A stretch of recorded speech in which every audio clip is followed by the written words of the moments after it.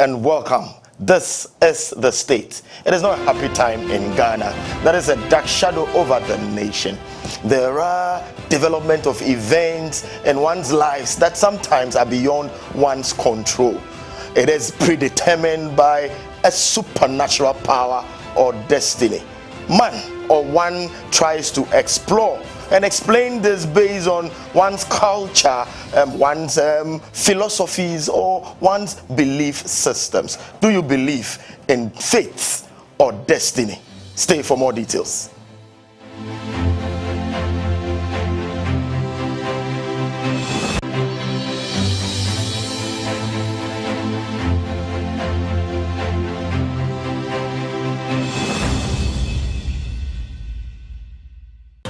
Yes, the solution to all your travel needs is here. 𝗟𝗚𝐸𝐻 Lodge and Travel Services offers you the opportunity to travel to the following countries: Canada, United States of America, Turkey, Dubai, UK, Australia, New Zealand, Malta, Germany, and other European countries, where skilled workers such as nurses, paramedics, nannies, and caregivers, drivers, plumbers, masons, electricians, carpenters, painters, etc. are needed for urgent employment. 𝗟𝗚𝐸𝐻 Lodge and Travel Services can secure your Schengen visas with work permits. Individuals, organizations, churches, schools can contact us for their ticketing and hotel reservation, car rental services, international tour packages, travel consultation, visa assistance, and study abroad packages to all countries. We are located at Mr. Bates bus stop opposite the Calvary Baptist Church at Abaka, Accra, or contact us on these numbers: 0544-279525 or 0545-622-672 or 0302-237557. 𝗟𝗚𝐸𝐻 Lodge and Travel Services, your destination, our pride.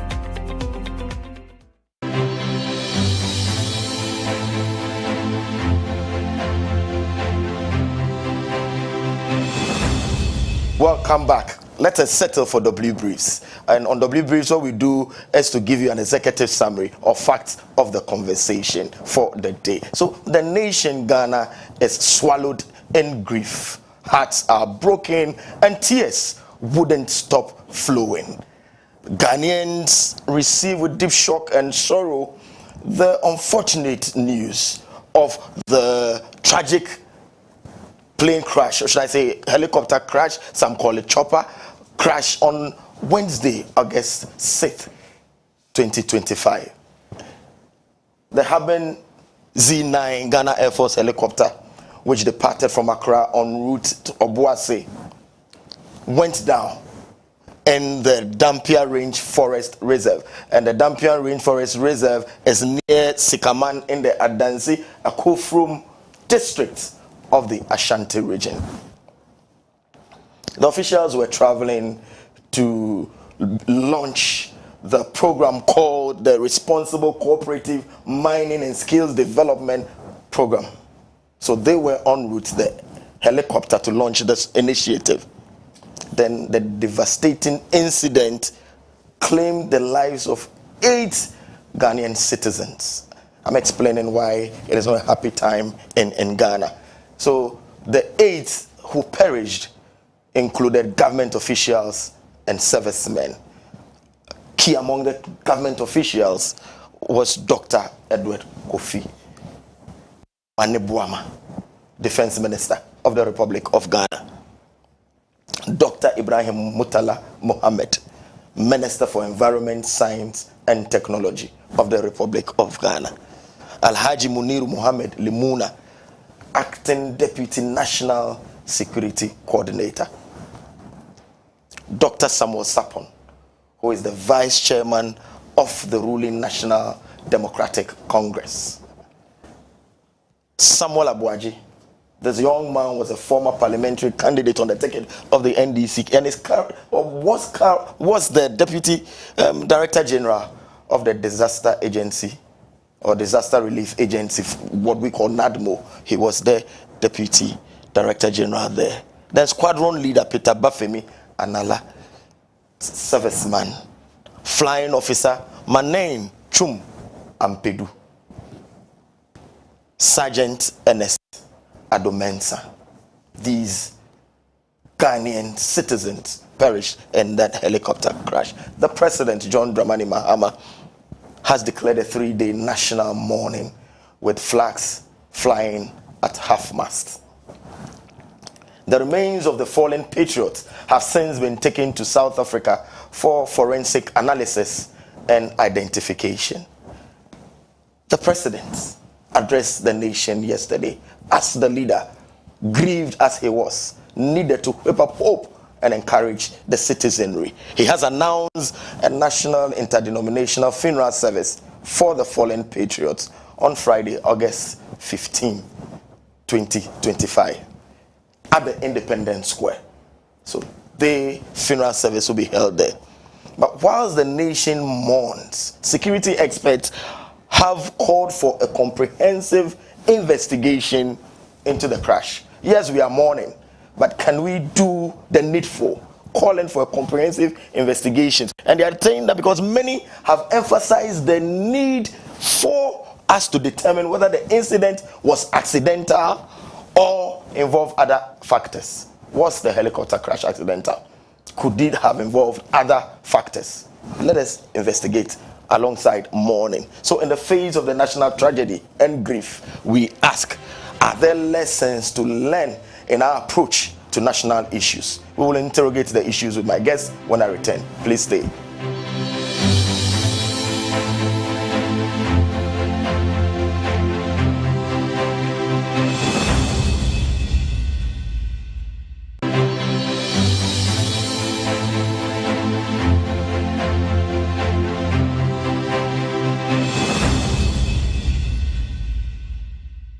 Praise God, praise God. Christ in tea, you respond, yeah, addition. I'm excited to announce to you, friends in the Lord, are you seeking for a platform where you can pray? Ope baby abeso bompai. Now ninyami edi inkita home. Bibi chiroso. Anamanye bi na bese nkum. And you're coming home. Let's go into the prayer room on WTV every Friday 9 p.m. to 11 p.m. to meet seasoned ministers of God that God has raised to impact your life. Remember, John Wesley said, I have too much to do, therefore I spend several hours in prayer in able to do it.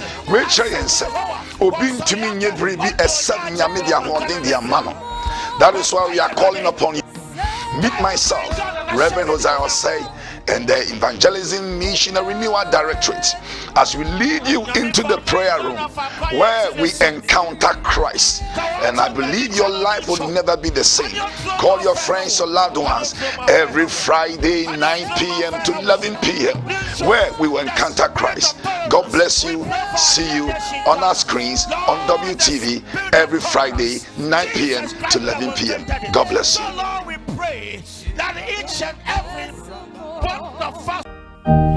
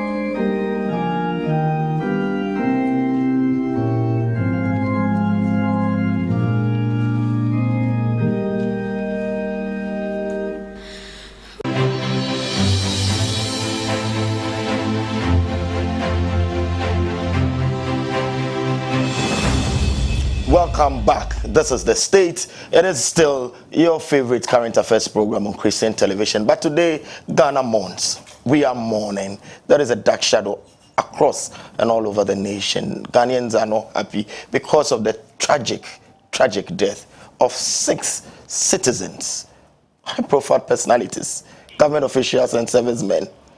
Eight Ghanaian citizens who perished in a helicopter crash on that dark Wednesday, 6th of August. We are saddened, and tributes are pouring in from individuals, from countries, and from institutions, organizations all over the world, commiserating with us. And our hearts goes out to the bereaved families, wives and children of our perished compatriots. So on The State today, we are looking at fallout from that tragic helicopter accident or crash, and then the lessons therein as a nation. Are there lessons to pick in our approach to national issues? So we are mourning, but we also look at the way forward. So my guests, as always, are more than qualified. They are the authorities on the subject matter in the space, so that viewers can understand and appreciate the national conversation and join in. So we are glad that three guests are joining us as we discuss the sudden death of these patriots of the beloved country, Ghana. In the studio with us, helping us in the discussion and conversation, is the president, Ghana Academy of Forensic Sciences. I think it should read like that. Ghana Academy of Forensic Sciences, Dr. 𝗟𝗡𝗘 Wapeba. Doc, we are happy to have you on The State, and welcome. Thank you for having me. Also joining us via phone is a security analyst. In fact, he is also a fraud expert. He's joining us via phone, Mr. Richard Kumado. Richard, good to have you. Yeah, thank you. And we are grateful that anytime there is a subject that we call on you, you gladly join to help viewers understand. Yes, regards to my uncle, the forensic professor in the studio. Professor, your nephew says hi. Thank you.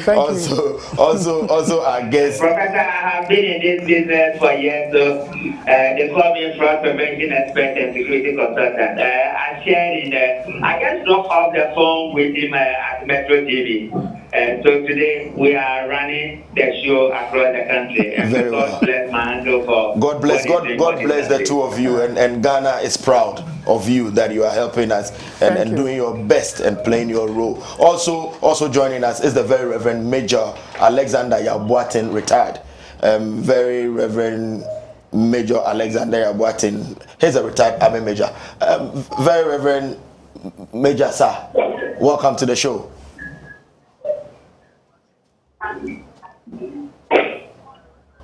We will work the line to get very Reverend. Thank you. Oh, okay, Papa, you've heard us. We are glad. Thank you. Yes, very well. So, gentlemen, thank you very much for making time. Welcome to the show. So, let me start first off in the studio with you, Prof. 𝗟𝗡𝗘. I really like your first name, 𝗟𝗡𝗘. I love it. It's not a happy time in Ghana. It isn't.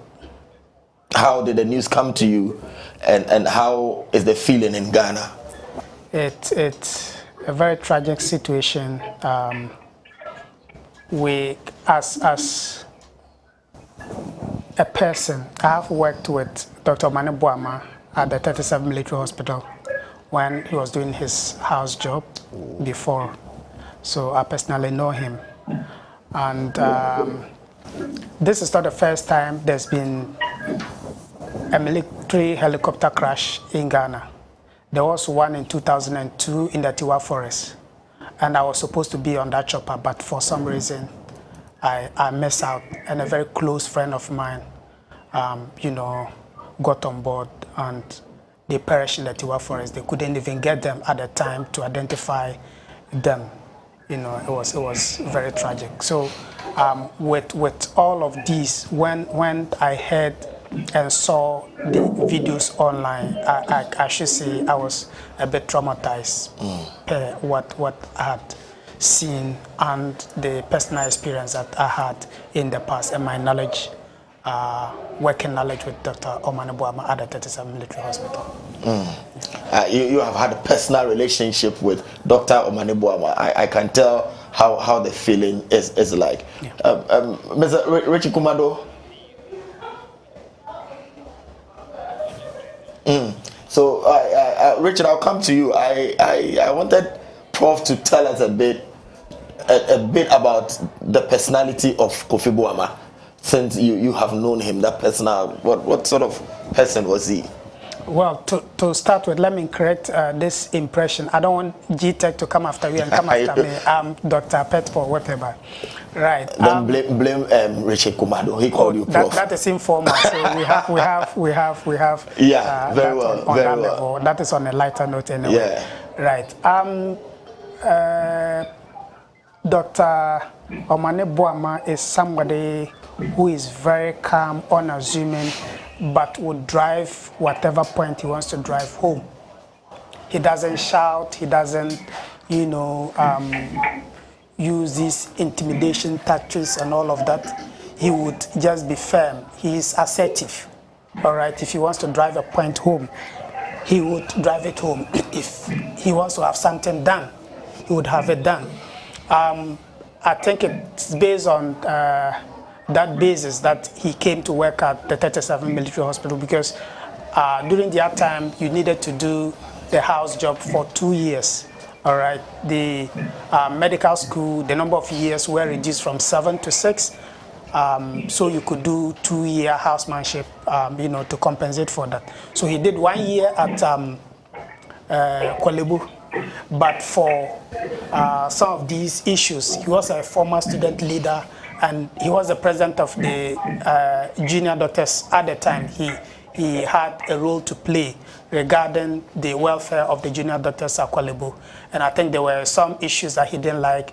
He sort of brought his colleagues on board to help fight those injustices, and it became a problem for him. So he had to leave 𝗟𝗡𝗡 and come to work at 37. So he's somebody who is very assertive and would go for whatever he wants without shouting or sort of using any unpleasant language for that matter. Very well. That's true. Some of us have witnessed it at a personal level. We've also been student leaders, and they were seniors. Those times they were leading. He was a fine gentleman, fine gentleman, and he will make his points without provoking or attacking anybody. Richard, you also had any close interaction with any of the fallen patriots? My mother is fan of Mutala. My mother sees Mutala as the firstborn. My senior brothers are fan of him. He's a personal friend and a brother to me. I know many years ago, student leadership, he and Bernard Mona and Manke Ampo, KUFC and Legon, student leadership issues. He has always been a body. In the 2024 election, we worked closely. Somewhere around May, I spoke to him about certain issues I want him to pay attention to. And so these are people I know so well. And that is why he hits me as heavily as it is for everybody. Very Reverend Major, sir. How is the feeling like when you gauge the nation's mood? You from a pastoral point of view, from a military point of view. Yes, please. What can you if you had also had any relationship with any of them, but if not, as you sit as a pastoral caregiver and an ex-military person, how do you gauge the mood of Ghanaians?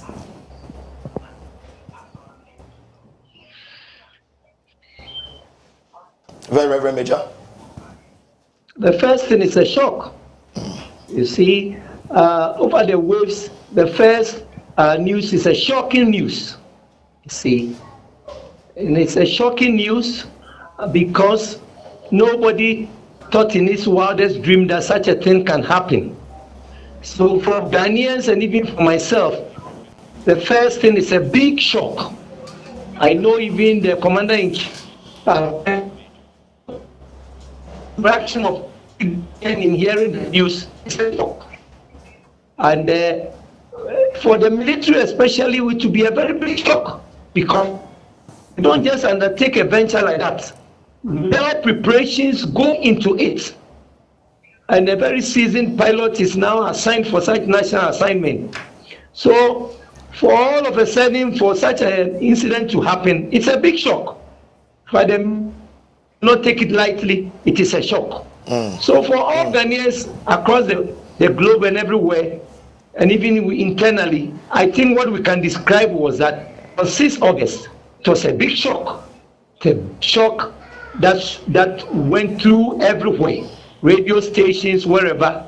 It was a shock. So that is how I can describe it. Very, very shocking indeed. In fact, the whole nation came to a standstill with that news. Very Reverend Alexander 𝗟𝗡𝗩𝗘, Papa, let me just find out, because you made a comment right now. Some are wondering, and Dr. Petpaul mentioned that it's not the first time we've had a helicopter crash. One happened in the Etiwa Forest some years back, and he's also mentioned how meticulous when the military is undertaking such a journey they are. Could what might have, because Ghanaians are asking questions, was the helicopter checked? Was it, how is the process like before such undertakings in the military space?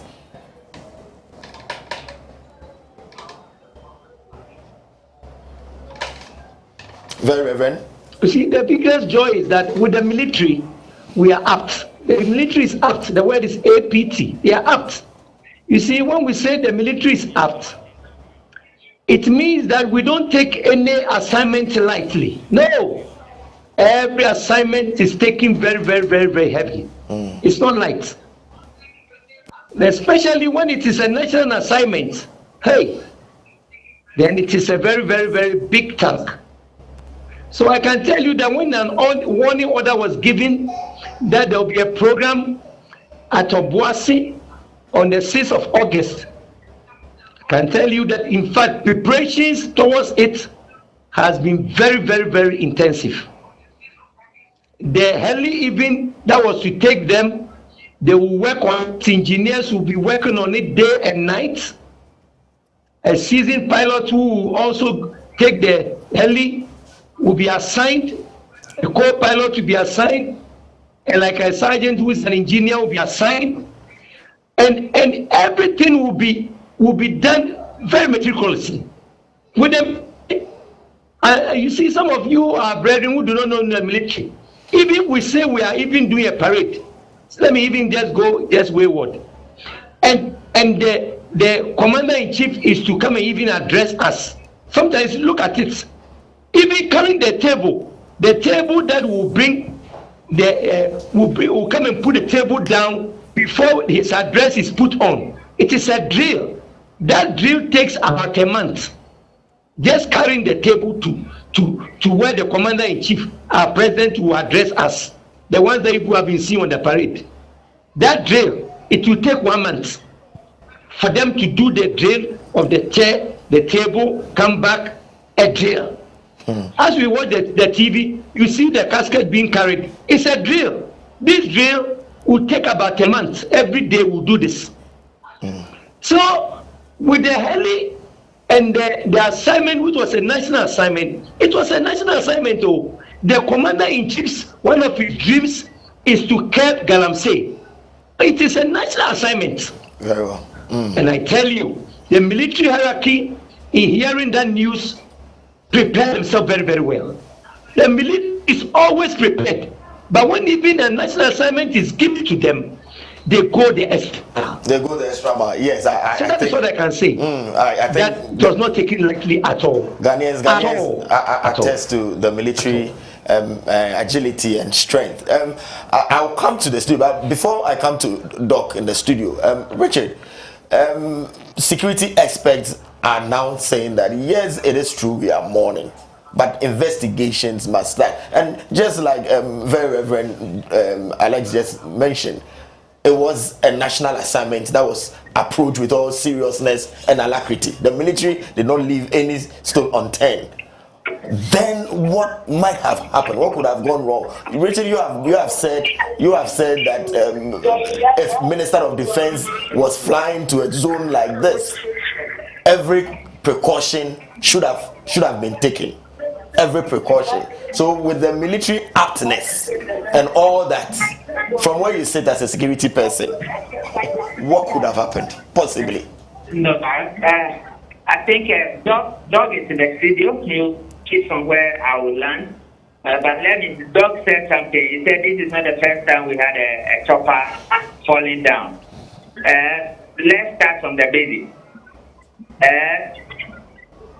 Traveling by air, we understand is the safest, but it doesn't mean it doesn't come with casualties. So first and foremost, let's say it's an accident, or let's say it's a crash, because planes don't have accidents, cars have accidents, we alluded crash to them. It could be as a result of a mechanical failure, it could be human error, it could be carelessness, it could be discrepancy, it could be sabotaging, it could be an attack, it could be anything, and that is why you need investigations to be thorough and to come up with what happened. If you look at Anala has been flying this chopper for many years. He's an instructor, a very good one of sorts. He carry VIPs and VVIPs all over the length and breadth of this country. Chung just came from China. Among the Africans who were sent to China for training, he came out as #1. So at least these are people we can say they know their onion. Choppers have a luxury, big elaborate house. When the chopper is coming down, it's coming down very fast. It's not like Boeing 737 where you can travel for another 30 minutes or 1 hour to find an airport. The chopper is coming down. It is coming down. And so, considering the caliber and the pedigree of the people, we need to really investigate and find out what happened. So I said to people, the investigation is going to be around 4 areas. They will consider the history of the aircraft. They will look at India, just like you have asked, whether we follow the standard protocol. And if there are discrepancies, why? Then they also look at the persona of the people on the aircraft, particularly and where they have been, what happened to them, and many of those ones. Then we look at the externality, what can affect the aircraft mid-air or taking off or landing, particularly within the hostile environment around the Obuasi area. But let's also say that in the midst of all this, let's stop the accusation. I understand that #1 has about 4 security risks around him. You have the political risk, you have the governance risk, you have safety risk, and you have security risk. So when he's traveling, the projections and the priority given to safety and security is very high. Why? Because the military will want to achieve safety and security compliance. I was also thinking, because the president passed it on to the defense minister, he will assess the same kind of priority. We don't know what has happened yet. What we needed to do in this country is to have a policy for traveling arrangements for our VIPs and VVIPs. We don't have. Then again, when you look at the civilian-military relationship, the president is #1, the vice president, the defense minister is next at that highest level. So we assume he enjoys the same privileges as any other defense minister across the globe. So this is just my preliminary comment to give a broad answer of what would have happened and what will happen as part of prepositions on the table. Indeed, we'll look at the scope of investigation. Yes, we'll look at if we are to. It's not if we are going to that, because the president has mentioned that a task force has been constituted to lead that. Let's come to the studio and let's engage Dr. Petpaul Wepaba. Doc, your academy has issued a statement yesterday, and it was very timeous or very timely, because it was just then at the time where the remains have been flown off to South Africa, where we had seen the military courtesies performed, and then they've gone for forensic analysis and identification. Then your statement came. What are the essentials in your statement? What are you seeking? Right. Before I come to my statement, let me just add a bit to what my brother Richard said. Not to add, a lot more points, but to say that we need to approach this with an open mind. The investigations. Once you start an investigation with a certain degree of biasness, it becomes difficult for you to be impartial or to get what you're actually looking for. So as a scientist, if you're going in to do any investigation, you go in with that neutral mind. You are just going to use your expertise to, find out what actually went wrong and be able to, make some recommendations for the future. So like Richard said, the investigation would involve a couple of phases, and each of them would have to be tackled meticulously so as to be able to get what is needed together. One, to be able to understand what happened by way of doing what we call crime scene reconstruction, understanding it. And then that would also inform, certain measures that will be taken in the future to make sure this doesn't happen again. Now, back to our statement.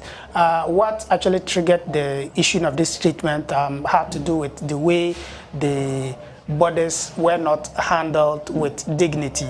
All right, if I say were not handled, I'm not only talking about the experts that went in to recover the remains, but even with the locals, you could see that some were there taking videos and even talking about the fact that this body is this, but it's not proper. We have to treat the dead with some level of respect. That is the first point. The second point is that for a crash of this nature, we would assume that it is in the hinterland. So most of the things that one would have done, in a city or a crash site that is closer to town cannot actually take place. But then it is just because people do not know what to do in situations like this. All right. So the statement talks about the fact that Ghana needs a policy document or a forensic strategy to be able to tell all of us what to do and what not to do. Because, for example, the bodies that were carried, it is said that some of them were carried in, sacks, polybags, and all of those things.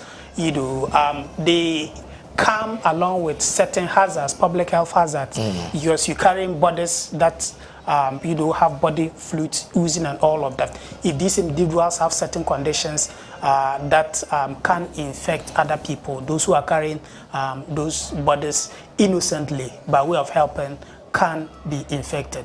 Again, it is not a normal situation. So you would need body bags to make sure that all the pieces of the bodies that have been dispersed, you brought all of them, you put them together in a dignified manner for the investigators to actually be able to get the information that is needed. Because if you want to do a thorough forensic investigation, it hinges on 4 legs. The first one is what we call the scene analysis, where you would recover all the bodies that are on the scene.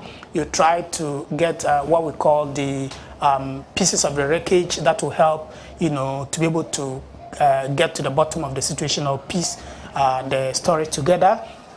Having done that, the next point is what we call the post-mortem phase, where the bodies are transferred or transported to a temporary mortuary and then taken to the main mortuary for a pathologist, all right, to be able to examine them and look at the physical conditions that the bodies are in, and then open the bodies up and look at the internal organs, how they look like, and be able to describe them to be able to make an informed decision about the actual cause of death. Now, in that state, you would also be looking out for other things like medical prosthesis, because there are people who have medical implants. Somebody can have a broken hip and would have an implant there, and that can serve as a way of identifying the person. So you look at that as well. People may have piercing, double piercing, and all of that. all of these things are things that will be taken into consideration.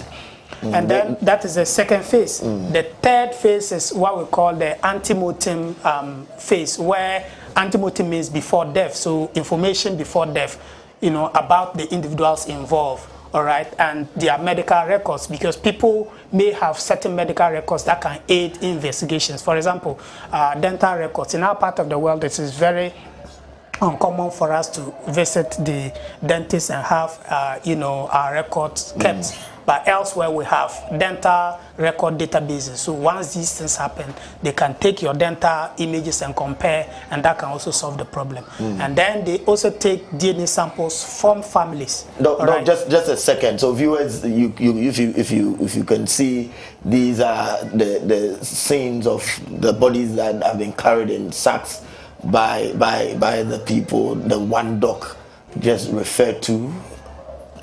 At the scene, the scene at it happened, and Doc, it's saying it is just not proper. It's not proper. It is just not proper. It doesn't sit well with international best practices. All right, if you Google or go to the Interpol DVR site, disaster victim identification, all these guidelines are stated how to be able to conduct all of these. You know, these people carrying this, like I said, they doing so at their own risk, because you're going to have body fluids leaking all over. I mean, a lot of other things. And again, the bodies, because the parts are dispersed, you need to have them intact in a body bag so you can take them for proper analysis. Now, the final point that I should say, in addition to the three that I've stated, the final point is what we call the reconciliation phase. That is where you have the victim and the post-mortem data put together against the ante-mortem data to see whether you can reconcile them. Once that reconciliation is done, then you can give the remains to the family for proper, you know, management. But when it comes to the scene, you should have the place cordoned. All right. Once you cordon the place, it is not just a single perimeter. You should have a minimum of 3 perimeters. So the crime scene area itself is for designated people, all right, who are accredited to go in there and search for what they need to search for. The second is for the crime scene investigators and the team. That is where they would take decisions and move on to the site. And there should be a liaison officer, all right, the family liaison officer, who will carry information from the inner circle, the crime scene, all right, to the outer circle where the media and the families will be. So you don't have distorted information. The message is coordinated and given to the family and to the media.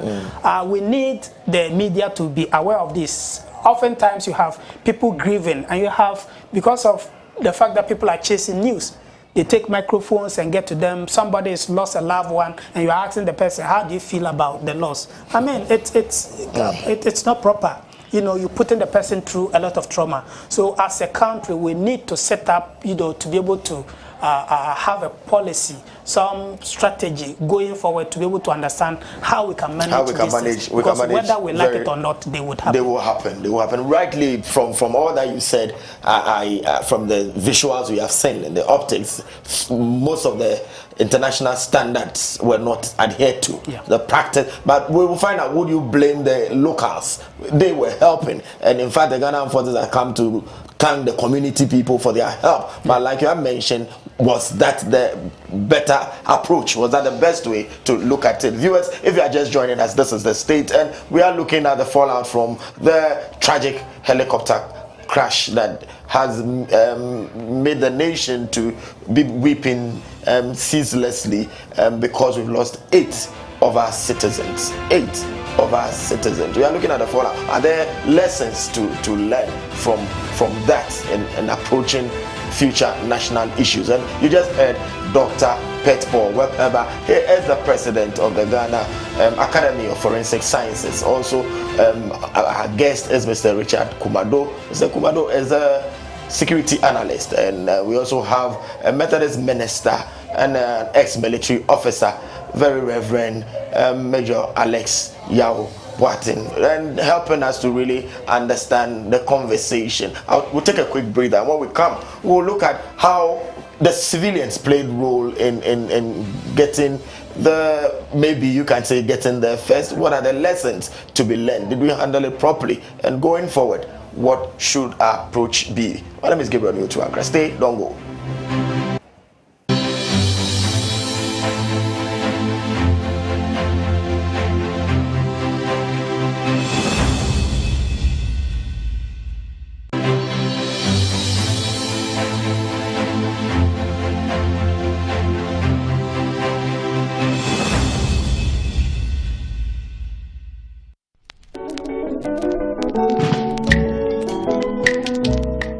Nyansa ekyia ne mpanina no anaye gye ne mpanina no ti baabi biara mpanifo ahyia na yesua ya adwene no ne ope nyansa no oben wa ode agudie kyira adwene mu agudie ene kofie panu sa adwene nsemu mu odo nsempolo Samwa yetie bobra ekoyie frase efifrito ne ope nyansa no omenkwankwa anu ase ne mpani so ayadwene ne be yishira amano ene ni chirima yadamu ase da impanyini inso ayadwene jemre na hweyen memninde bia anopa no wotwe wo Wesleyan television so.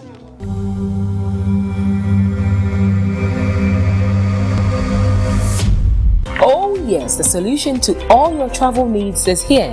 𝐊𝐚𝐬𝐿 Lodge and Travel Services offers you the opportunity to travel to the following countries: Canada, United States of America, Turkey, Dubai, UK, Australia, New Zealand, Malta, Germany, and other European countries, where skilled workers such as nurses, paramedics, nannies, and caregivers, drivers, plumbers, masons, electricians, carpenters, painters, etc. are needed for urgent employment. 𝐊𝐴 Lodge and Travel Services can secure your Schengen visas with work permits. Individuals, organizations, churches, schools can contact us for their ticketing and hotel reservation, car rental services, international tour packages, travel consultation, visa assistance, and study abroad packages to all countries. We are located at Mr. Bates bus stop opposite the Calvary Baptist Church at Abaka, Accra, or contact us on these numbers: 0544 27 9525 or 0545 622 672 or 0302 237557. 𝐊𝐴 Lodge and Travel Services, your destination, our pride.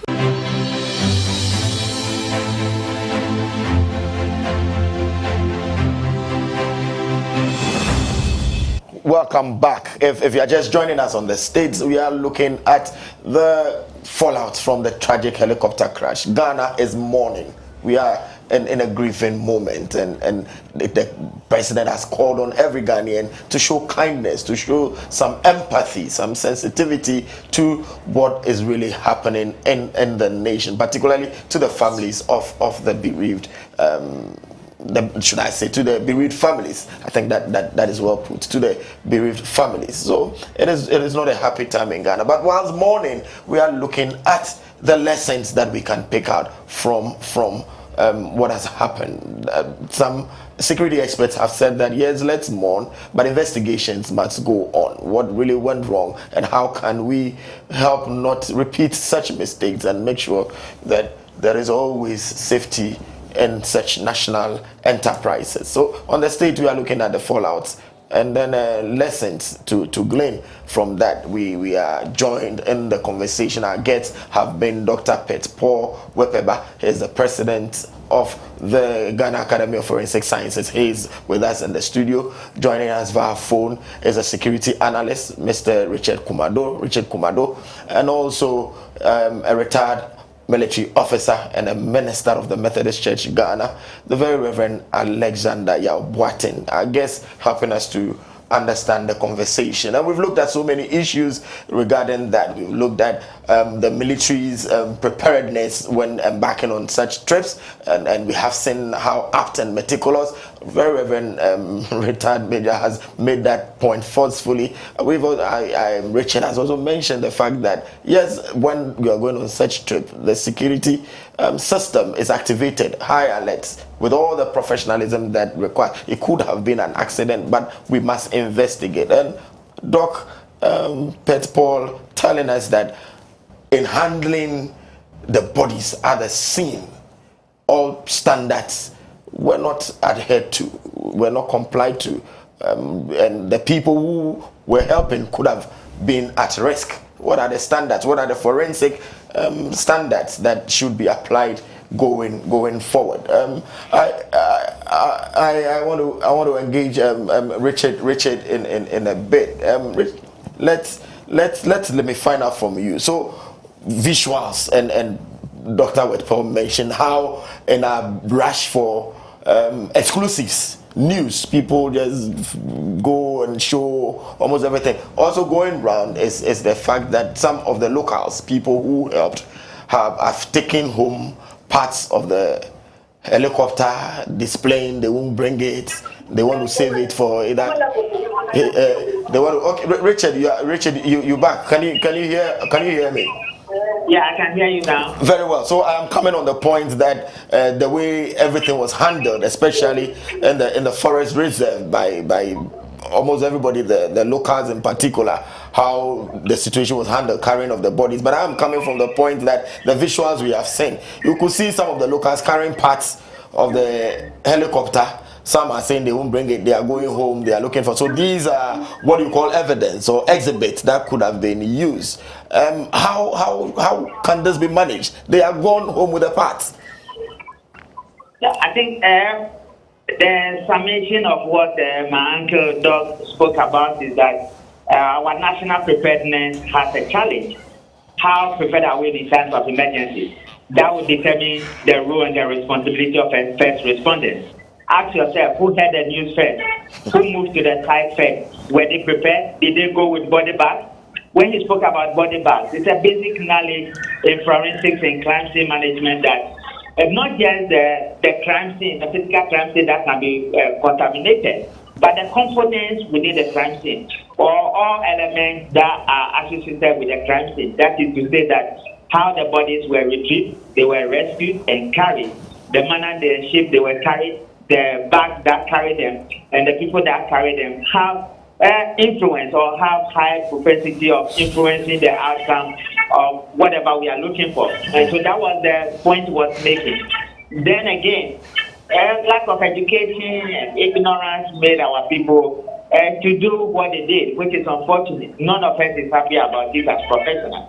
But guess what? One of the things Doc also said is that we can reconstruct the crime scene. I had the opportunity of working closely with the crime scene of the Ghana Police Service. Competent as they are, we have been to places where we conducted the crime scene and got the results which was sent to several places across the globe, and the same outcomes were attained. So I was worried in one way, but I know there can be a way out. I am also pushing that, but now the military should use some of their bulldozers and construct a road to the place, cordon off the place, so that we can have the BNI, the police, and the military there until the forensic experts will come and do what they do best and close down the crime scene. We are not doing it. And that is another challenge. My understanding is that the military has gotten back some of the things that were taken away, others they have not. I think eyewitnesses can help to take care of whoever has taken what, so that we retrieve it from them. But ask yourself, under normal circumstances, if you are taking right, why would you want to do that? Where are you taking it to? And to what extent? And for what purpose? But this is our people. You don't have a budget for NCC. You don't have so many things are not done properly. But we can only hope that in cases of emergency and in tragic situations such as they will marshal our forces and get it done.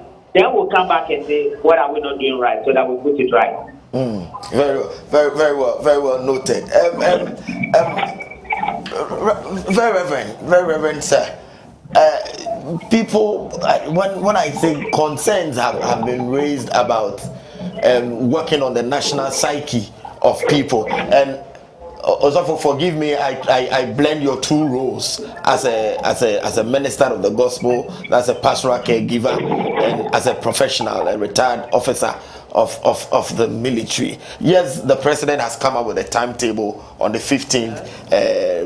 Interdenominational service will be held for them, and the concerns have also come as how the privacy of the bereaved families, wives and children, are being invaded by people with microphone. Let me call them. I wouldn't want to say specifically that journalists, people with microphone, trying to tease out information.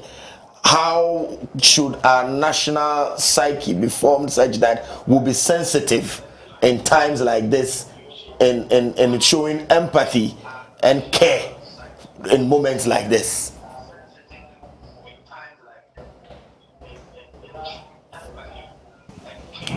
Very Reverend, if you could listen to us on the phone, it appears... My good brother, the first fact is that we are curious people, you see. We are curious.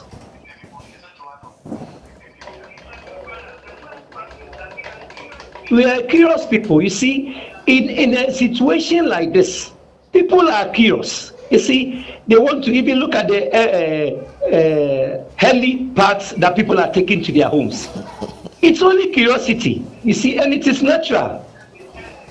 So we don't need to dismiss that point. You see, we are curious people. A situation which is abnormal happens. People want to take photographs. They want to, so it's very, very normal.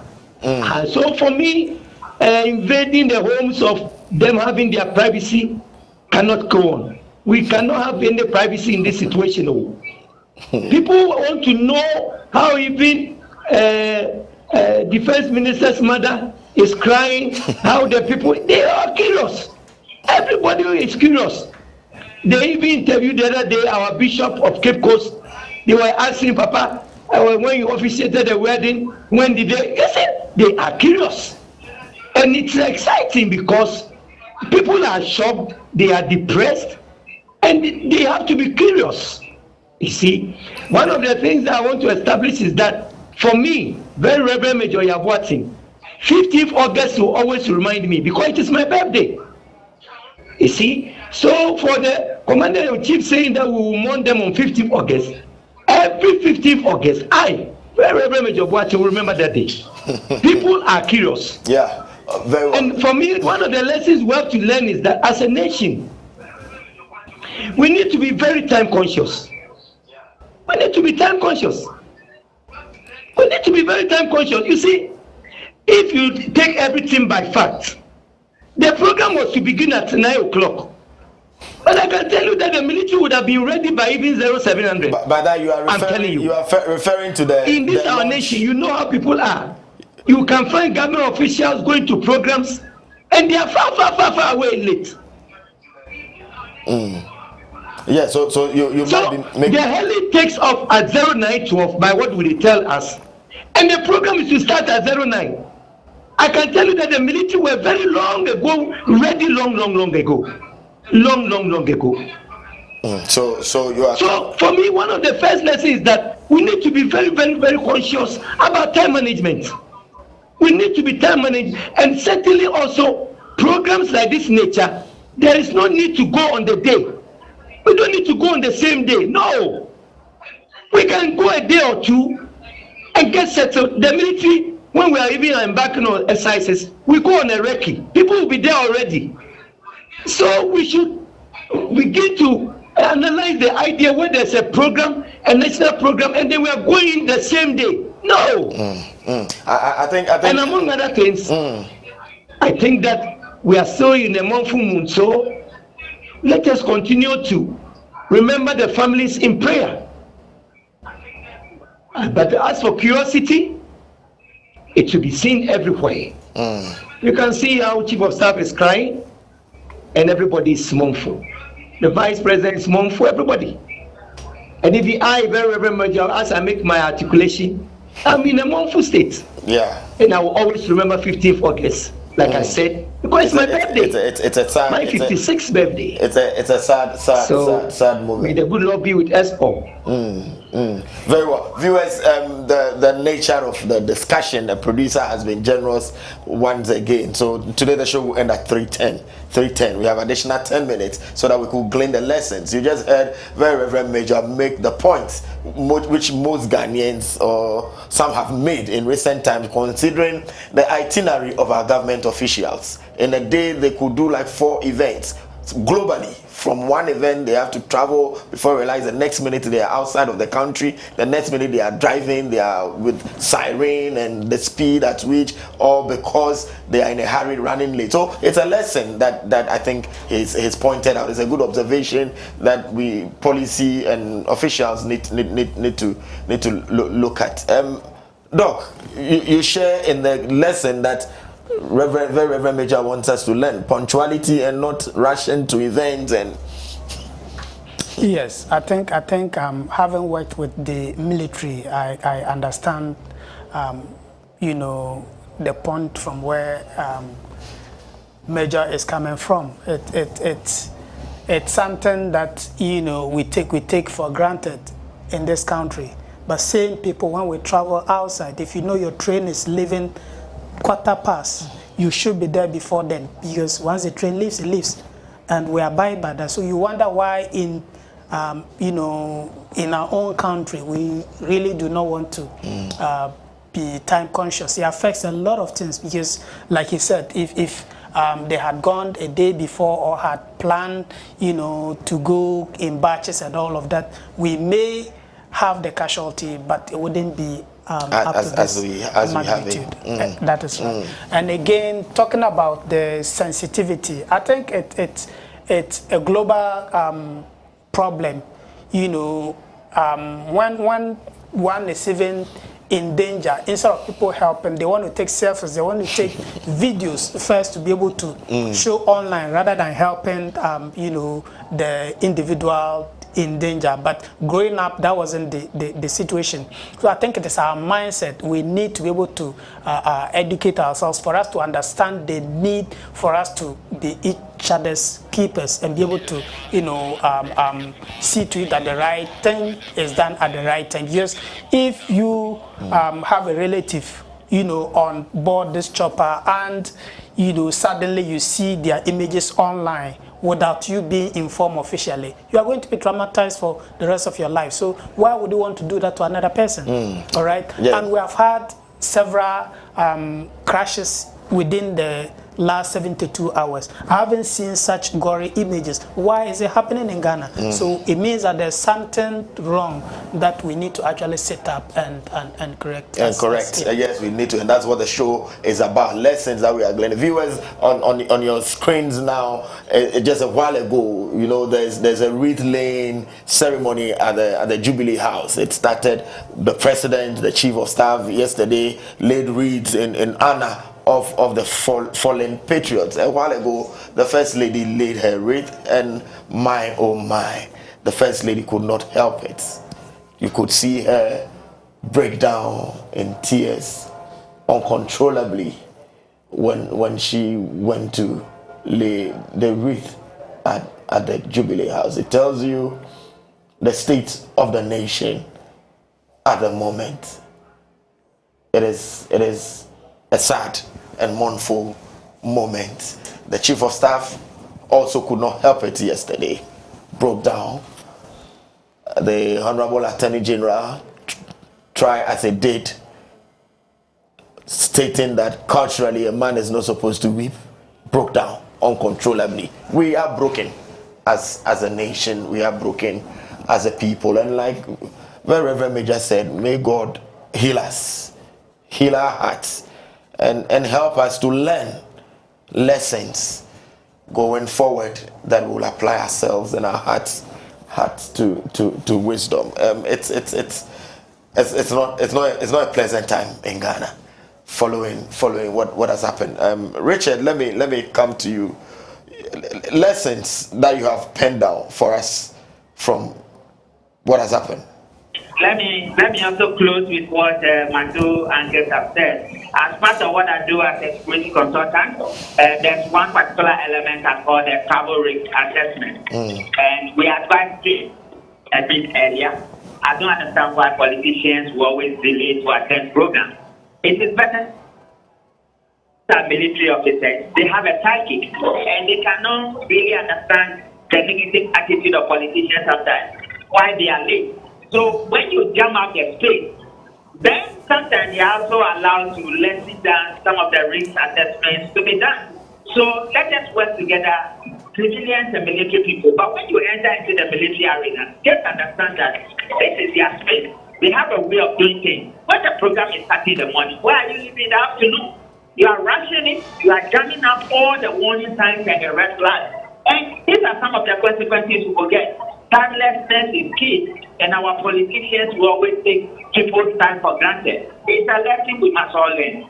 Thank you, and I have to be out. Thank you so much. Thank you very much. Yes, so that was Richard. Richard Kumado is a security analyst. Thank you very much, Richard, for helping us in the conversation, sharing your thoughts on development and lessons that we can learn from that going forward. Dr. Petpo, a viewer has just sent a message finding out that Ghana Academy of Forensic Sciences, you can't do the DNA that they have to take it to South Africa.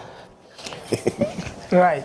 So we are not a service providing institution. All right. It's just like GJA.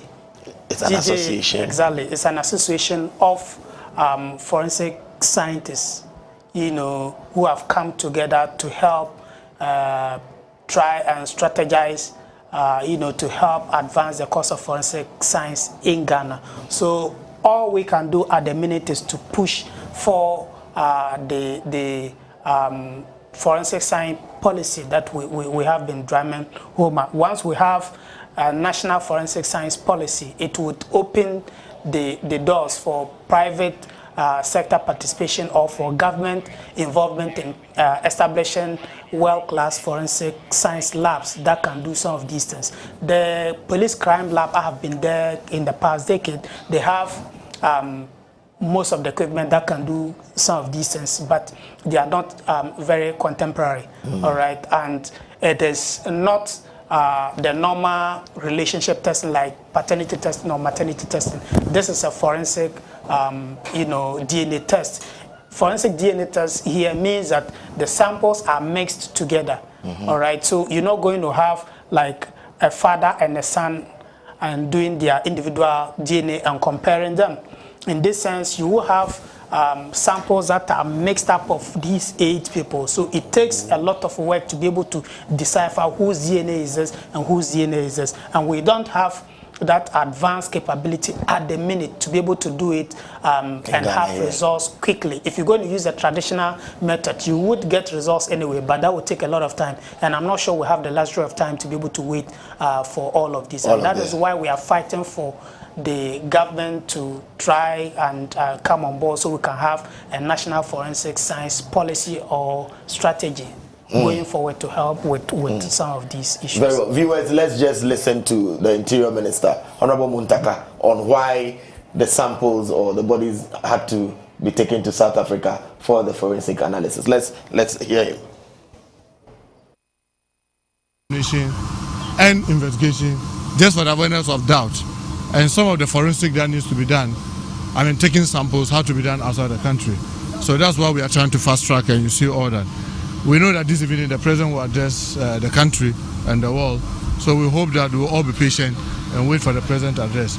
I want to thank the families, since obviously we need to do further examination and investigation just for the avoidance of doubt. And some of the forensic that needs to be done, taking samples had to be done outside the country. So that's why we are trying to fast track, and you see all that. We know that this evening the president will address the country and the world. So that was the Minister for the Interior, Honorable Muntaka, explaining just what Dr. 𝗟𝗡 has said in the studio. Some of the forensic analysis, the capacity, we need to go outside of the country to do that. I want to find out in a minute, because we just need to be running up. I want to wrapping up. I want to find out in a minute from you, Doc. Then I will take a bite from Very Reverend Major. The forensic analysis, what does it do when the result is brought? What impact will it have on the family? Right, so when they say forensic DNA analysis, basically it is just a means of trying to identify the people that we have lost, or the victims. So samples are taken, tissues, all right, are taken from them, not the bodies that have been sent to South Africa. It is tissues that have been sent, and these tissues are marked. So tissue A is for body A. So they go analyze them, and the profiles that they're going to have, they compare same with the family sample that they've taken, because they've taken samples from close family relations. Okay. All right, so they're going to compare the family's DNA profiles to the victims and see whether there's a match. And if there's a match, then that means that that person belongs to that family, and they can actually give the body back to the family for burial. Now, there are a number of DNA methods that are used in this regard. You could use the mitochondria, you could use STRs. These are technical things. The Y chromosome, but there's a challenge. All right, if you tend to use the Y chromosome, all right, to check the other challenges you could come up with is non-paternity event, because somebody might be assumed to belong to a family, but due to infidelity might not be a family member. So if you take a family member sample, it might not actually match. So there are a lot of reasons why the samples are sent out there, and for all of this to be done. But we, as Ghana Academy of Forensic Sciences, we have the human resource, the expertise, but all we're lacking is the structural capability, the equipment, and the edifice that is needed to have these done, and that is what we're forcing. Very well. So indeed, it brings disclosure to the families, so that their minds are at rest and peace. That indeed this is our beloved whom we lost. So this analysis and the results will bring closure. Will bring closure to what pain the families will be going through. Very Reverend Major, if you are still with us, your final words.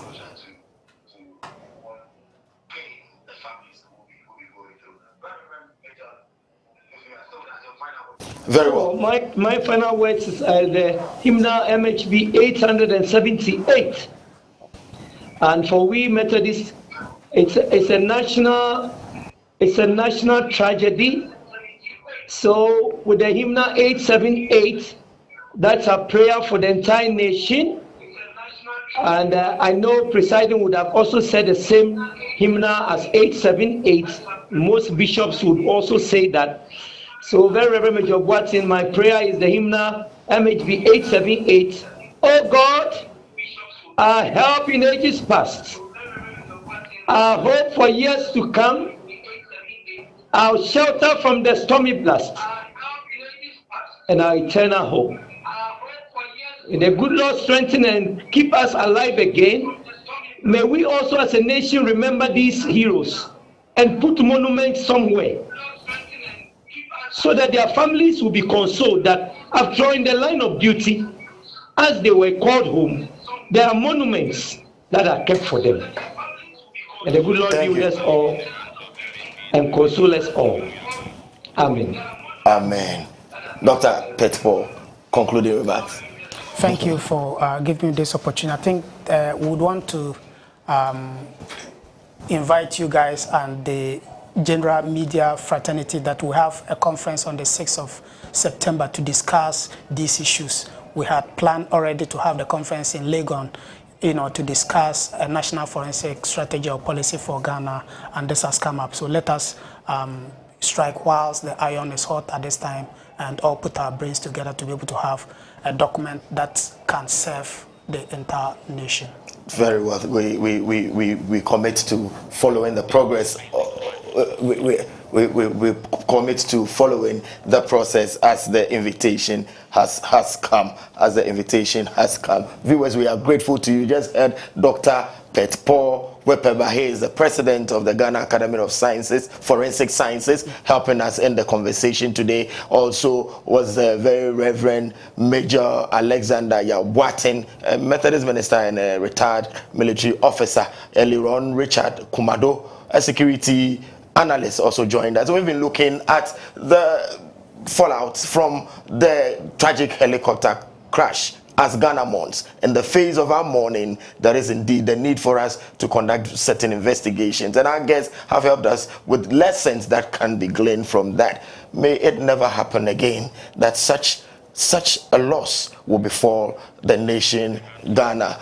We leave you in the hands of Isaac Watts with MHB 878. Money, oh God, our help in ages past. Till Monday, goodbye.